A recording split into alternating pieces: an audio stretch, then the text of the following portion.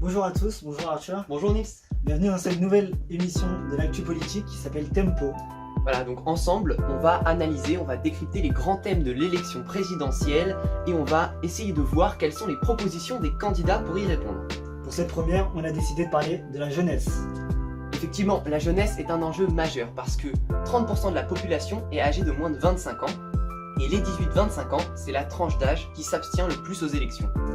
Par conséquent, c'est dans l'intérêt des candidats de les séduire. Donc effectivement, depuis la réforme du baccalauréat en 2018 insufflée par Jean-Michel Blanquer, ministre de l'Éducation nationale, et l'instauration de Parcoursup, de nombreux débats agitent le débat public. Voilà. Et du coup, les questions principales sont l'accessibilité à l'enseignement supérieur, la place du baccalauréat dans tout ça. C'est ce à quoi nous allons nous intéresser. Et bien c'est parti. Pourquoi voulez-vous qu'à 67 ans, je commence une carrière de dictateur? Vous me permettrez donc de vous appeler Monsieur Mitterrand. Mais vous avez tout à fait raison, monsieur le Premier ministre. Vous n'avez pas, Monsieur Mitterrand, le monopole du cœur. Vous ne l'avez pas. Pas simplement quand je me rase. Parce que c'est notre projet!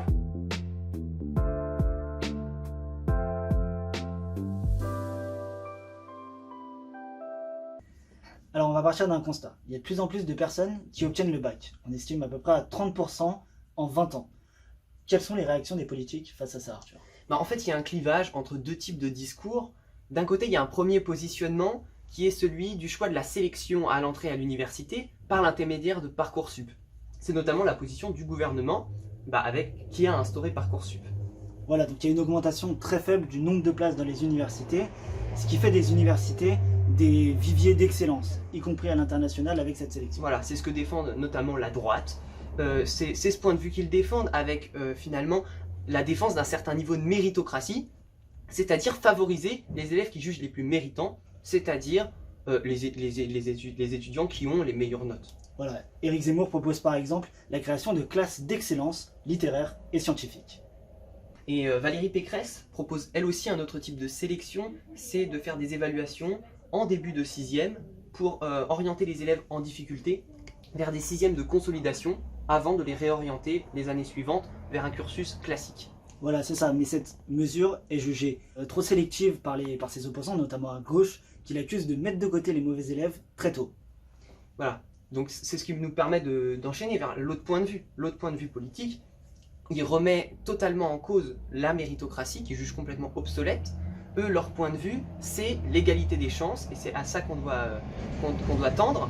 Et cela, ça passe également notamment par l'augmentation des nombres de places à l'université et la suppression de Parcoursup. Alors, pourquoi Yannick Jadot, Anne Hidalgo, Jean-Luc Mélenchon ou encore Fabien Roussel sont-ils favorables à la suppression de Parcoursup, Nils ? Alors Parcoursup, c'est 90 000 personnes qui n'ont pas eu de place en 2021 alors qu'elles ont obtenu le bac, et c'était 130 000 en 2020.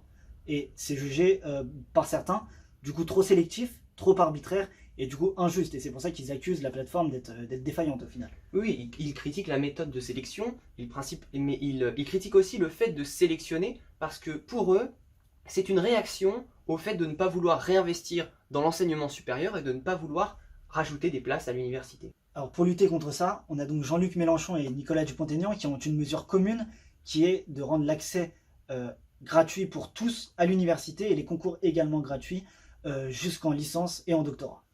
Et donc concernant les jeunes, oui, il y a le côté scolaire qui fait débat, mais il y a aussi d'autres pans, par exemple le quotidien coûteux que représente la vie étudiante, donc c'est ce qu'on va peut-être pouvoir voir sur cette deuxième partie.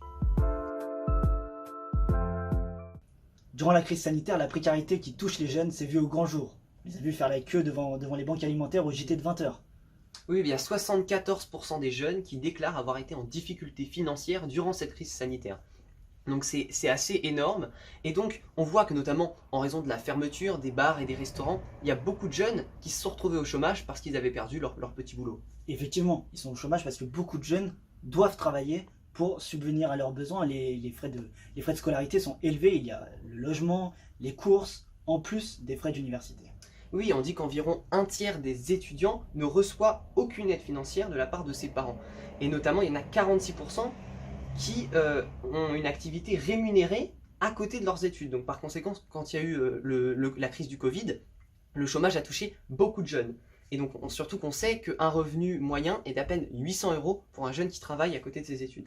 C'est difficile de concilier, en plus de ça, ses études, un boulot, et on l'a vu pendant la crise sanitaire, c'est les plus pauvres qui ont perdu leur emploi. Donc déjà les plus pauvres, c'est souvent ceux qui n'ont pas les parents pour les financer, et donc du coup les plus pauvres deviennent encore plus pauvres parce qu'ils perdent leur boulot. Oui, mais donc pour permettre à tous les étudiants de faire les études qui leur plaisent et en même temps de ne pas avoir à travailler à côté, les politiques s'accordent presque tous pour dire qu'il faut un revenu ou en tout cas une aide financière pour leur permettre de faire des études sans avoir à travailler à côté. Cependant, ils divergent sur la nature de l'aide. À gauche, beaucoup proposent un revenu pour les jeunes ou seulement pour les étudiants. Par exemple, Anne Hidalgo, elle propose un revenu minimum jeunesse de 565 € par mois pour les plus pauvres, et elle propose également un chèque de 5 000 € qui serait attribué aux jeunes le jour de leurs 18 ans. Et Yannick Jadot propose un revenu similaire, un revenu citoyen qu'il établirait à 660 € pour les plus démunis. On a également Christiane Taubira qui propose 800 € par mois pendant 5 ans. Roussel surenchérit avec 850 € par mois, et il assure en plus la gratuité du permis de conduire, la gratuité des transports et la couverture santé. Mélenchon, de son côté, il propose 1063 € d'allocation autonomie pour les étudiants détachés du foyer fiscal, et il propose aussi de rétablir les emplois jeunes. Voilà, il y a Philippe Poutou qui va encore plus loin. Il propose une aide pour les 16-25 ans à hauteur du SMIC jusqu'à leur premier emploi. Mais la droite aussi a des solutions. Valérie Pécresse propose par exemple un revenu jeune actif, c'est-à-dire que les jeunes qui s'engagent dans une formation, dans un emploi qui est dit en tension, pourraient recevoir une aide en contrepartie, un revenu de 670 € par mois. Voilà, et elle propose également la création d'une banque de jeunes qui ferait des prêts aux jeunes avec un remboursement différé, soit après leur insertion dans la vie active, quand ils pourront rembourser. Emmanuel Macron a récemment mis en place aussi un revenu jeune actif mensuel d'une hauteur de 500 € maximum en échange de 15 à 20 heures de formation ou d'accompagnement par semaine. Et on a également Jean Lassalle qui propose 20 000 € à tous les jeunes, un prêt de 20 000 € à tous les jeunes en formation. De leur côté, les candidats d'extrême droite préfèrent agir fiscalement pour les jeunes. Éric Zemmour, par exemple, propose d'exonérer de frais de notaire les jeunes lors de leur premier achat immobilier. Marine Le Pen propose, elle, de supprimer l'impôt sur les revenus pour tous les jeunes de moins de 30 ans et d'exonérer les jeunes de leurs frais de société s'ils veulent créer une boîte. En plus de ça, elle offre une dotation égale à son apport. Si papa donne 150 000, l'État rajoute 150 000. Ah, j'avais pas compris. Donc au-delà de la vie étudiante, plusieurs candidats ont formulé des propositions concernant l'accès à la culture et au sport pour les jeunes. Voilà, parce que l'un des principaux constats est qu'il existe des inégalités de capital culturel. Donc par conséquent, par l'intermédiaire de l'école, mais également des mesures telles que le Pass Culture, l'objectif c'est de permettre à chaque jeune d'accéder, par exemple, à écouter de la musique, s'ouvrir également à la lecture, aller au cinéma, au théâtre. C'est pour cela que Valérie Pécresse propose de jumeler chaque établissement scolaire avec un établissement culturel de la région, du territoire, enfin à proximité. Et Fabien Roussel propose une mesure assez similaire, il propose d'obliger l'intégration des pratiques culturelles et sportives dans les cursus universitaires. Car oui, la pratique du sport est un enjeu majeur. C'est la santé des jeunes qui est en jeu. Or, pratiquer le sport dans une association ou dans un club, ça coûte cher et ce n'est pas accessible à tout le monde. Yannick Jadot affirme, parce que ça passe également par l'école, que chaque enfant aura accès à 1 heure de sport par jour. Voilà, et il y a aussi les activités extrascolaires. Donc, pour répondre à cela, l'État et les collectivités territoriales offrent des chèques sport aux familles les moins aisées pour une inscription dans un club pour leur enfant. Oui, et Anne Hidalgo, elle développe également un projet, le projet de PEPS, Parcours d'éducation physique et sportive. Ce projet vise à augmenter le nombre d'heures par semaine de PS, mais également de viser à la création d'une association sportive par établissement scolaire. Jean-Luc Mélenchon propose également cette dernière mesure. Malheureusement, tous les candidats ne se sont pas prononcés sur ce sujet, et donc du coup, soit leur programme n'a pas fini d'être élaboré, soit ils n'ont pas encore fait de déclaration. Voilà, c'est la fin de cette première vidéo sur le thème de la jeunesse. On a essayé de traiter ce thème d'une manière la plus complète possible.